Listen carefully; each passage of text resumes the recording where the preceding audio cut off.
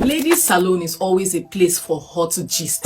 There was one time I went to relax my hair, and while relaxing my hair, the owner of the salon shared the story of when she was an apprentice and she was trying to trim someone's hair. In the process, she cut the person with the scissors because the person was not steady. And immediately the lady jumped up and was like, Jesus, I have to go and get tested for HIV.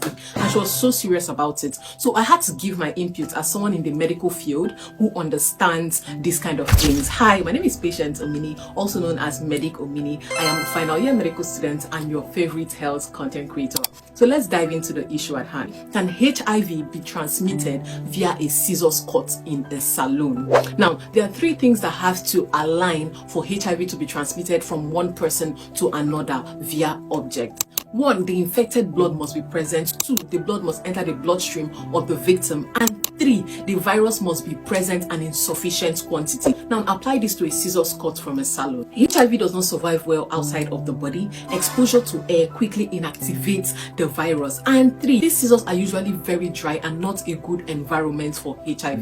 If the blood is present on the scissors, it has to be fresh and administered into the victim's bloodstream immediately, like in needle stick injuries that healthcare workers come across in the hospital. So why do we say that people in the salon should sterilize their equipment? This is to protect from not just HIV but other things that can be transmitted via sharps like hepatitis B and C, bacterial infections, yes, and also fungal infections from customers who have used those sharps. So for this lady, was there any need to panic about HIV? Not necessarily, but if the exposure feels significant, then she can go to the hospital within the first 72 hours and the doctor there would consider giving her post-exposure prophylaxis. But the HIV test that she was intending to do would likely show negative because there is usually a window period for the viral infection. So what should you do when you have a cut like that? First thing is to wash the cut immediately. You want to use clean water and soap to wash that cut, and then you would introduce antiseptic. The ideal antiseptic is usually Savlon or chlorhexidine, but most of our salons don't have this. So if there is a presence of spirit, which is not so ideal, then you can administer spirit,